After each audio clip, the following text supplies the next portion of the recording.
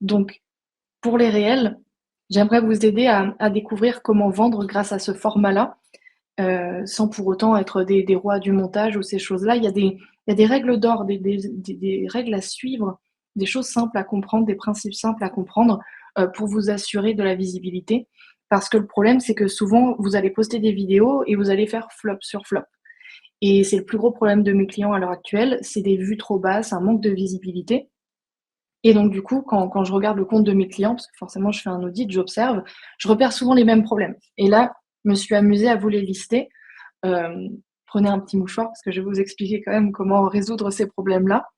Et l'idée, c'est de comprendre que si vous ne respectez pas ces règles-là, bien évidemment que les gens vont pas s'arrêter dessus parce que ne perdez pas de vue qu'on s'adresse à de vrais humains. L'idée n'étant pas de contenter une intelligence artificielle, un algorithme, mais bien de contenter des humains qui ont envie de consommer quelque chose, qui ont un besoin dans l'instant, un problème à résoudre et c'est vous la solution. Donc tout ça, il faut pouvoir le mettre en avant. Donc si vous faites flop sur flop, ce que je peux remarquer en général, c'est que vous ne respectez pas la règle des 3 secondes, je vais vous expliquer tout ça après, qu'il y a un manque de clarté, qu'il n'y a pas d'intrigue, pas d'émotion ou que c'est mal ciblé. Donc ce que j'entends par la règle des 3 secondes, c'est qu'il faut comprendre une chose, une vue est comptabilisée au bout de 3 secondes de visionnage, pas moins. Vraiment, si la personne elle reste 1 seconde, 2 secondes sur votre vidéo et hop, elle scrolle, elle passe à autre chose, la vue n'est pas comptabilisée parce que l'algorithme part du principe que la personne ne s'est pas arrêtée sur votre vidéo. Donc il y a vraiment un problème à ce niveau-là. Souvent, on ne comprend pas que, les 3 premières secondes, même les 5 premières secondes comptent énormément dans nos vidéos. Donc là, forcément, les gens vont scroller, donc ça peut faire un flop parce que si les gens restent pas sur votre vidéo, on l'a vu avant, il y a un problème de taux de rétention, les gens ne restent pas.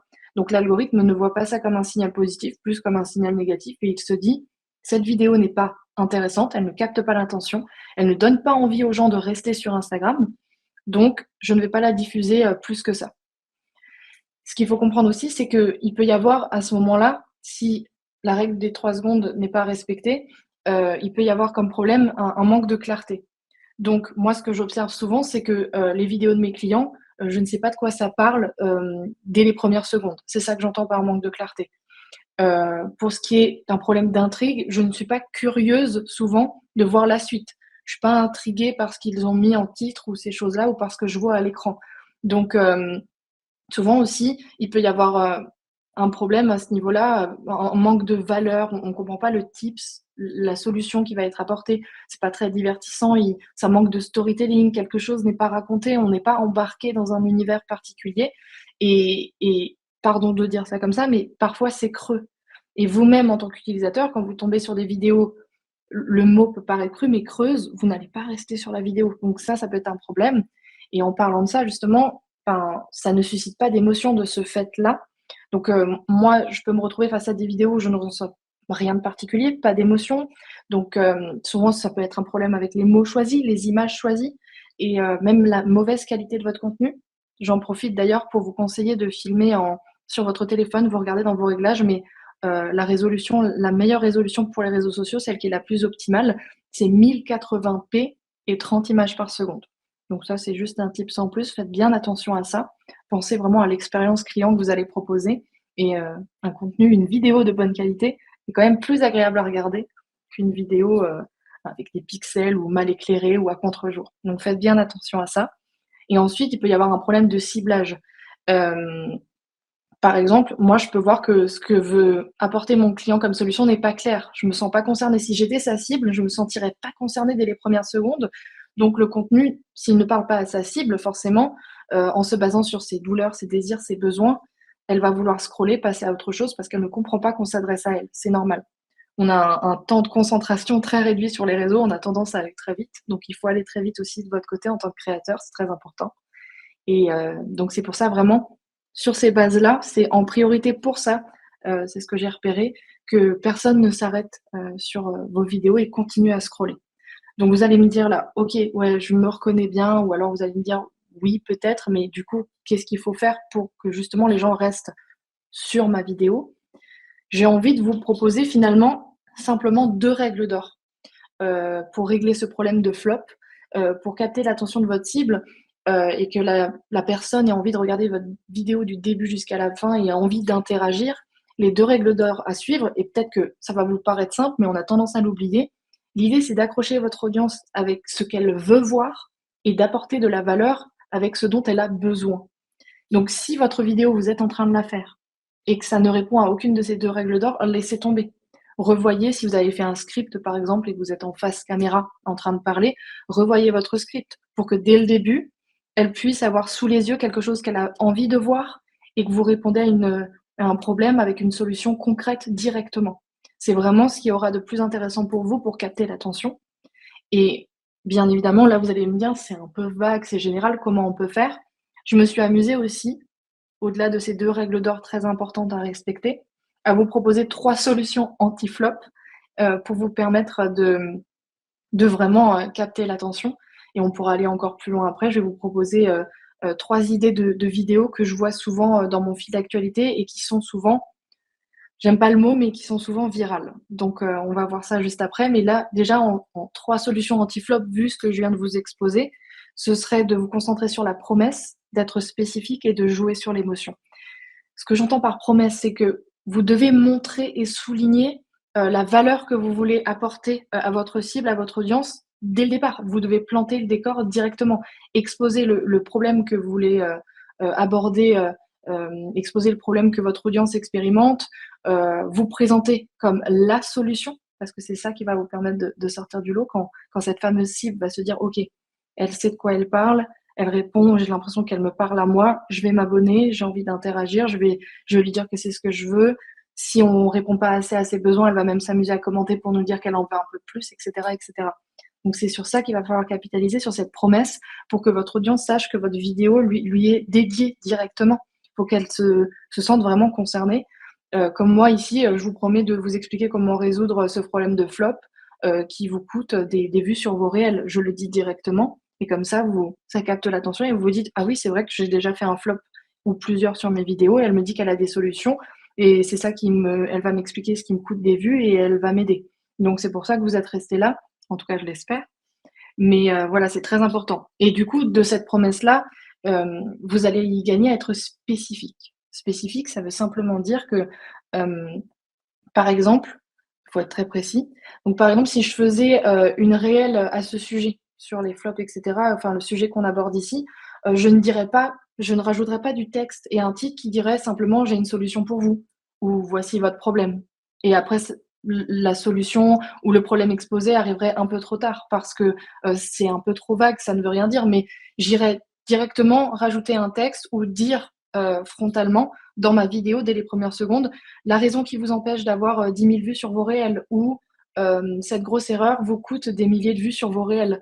Donc là, mon audience saurait que, je vais lui exposer déjà, je vais lui proposer une solution, mais je vais lui exposer l'erreur qu'elle fait. Elle va se reconnaître, elle va se dire: «Oui, c'est vrai, je n'arrive pas à avoir 10 000 vues sur mes vidéos», et en plus, elle me dit que c'est parce qu'il y a une erreur, donc j'ai l'impression qu'elle va me dire quelle erreur je fais et peut-être m'apporter une solution, et c'est ce qu'il faudra faire. Donc là, je me propose comme une solution concrète, et en plus, j'expose le problème frontalement, donc les gens savent déjà dans quoi je les embarque, et ça, c'est très bien.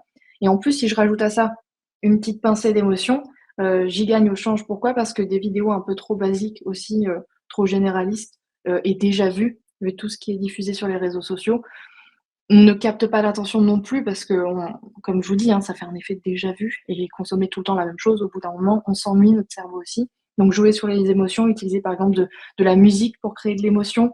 Moi, j'utiliserais par exemple une musique avec, je sais pas, un drop, vous savez, un changement de rythme, et sur le changement de rythme, hop, je pourrais apporter ma solution. Ça veut dire qu'au début, on aurait le problème, et sur le drop, hop, la solution.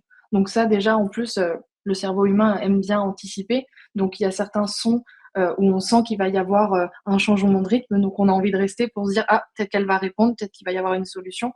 Donc ça peut être très, très intéressant pour vous de faire ce type de vidéo, et c'est satisfaisant à regarder, et on sait à quoi s'attendre. Donc l'idée, c'est que quand votre cible va sentir que vous voulez lui apporter une solution, ce qui va se passer dans son cerveau, c'est que si en plus vous tenez la promesse de départ et que vous lui apportez cette solution et que c'est, réellement intéressant pour elle, il y aura un shot de dopamine.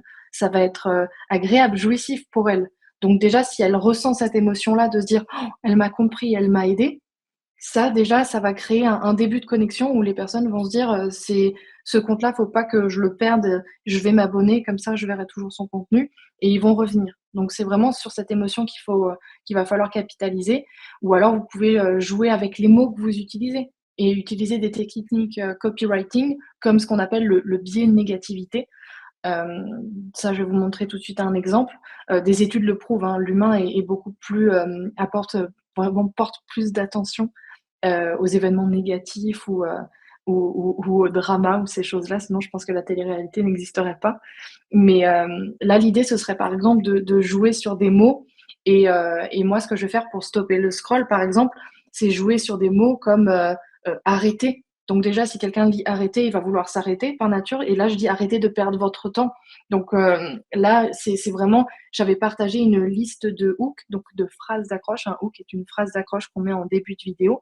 Donc, là, je m'étais amusée à dire: «Arrêtez de perdre votre temps pour stopper le scroll». Puis j'ai apporté une solution que j'avais mis dans ma légende, et j'ai bien vu qu'en utilisant ce fameux biais de négativité, ben, j'ai eu de bonnes statistiques et j'étais plutôt satisfaite avec, plus de 28 000 vues, des commentaires et un bon taux d'enregistrement. Preuve que j'ai apporté une solution à ma cible qui avait envie de garder sous le coude la vidéo parce que ça lui apportait une solution concrète et en plus de ça, je jouais sur, son envie de ne plus perdre de temps sur Instagram, enfin, l'envie de ne plus faire de flop, parce qu'elle ne sait pas quoi faire et cetera.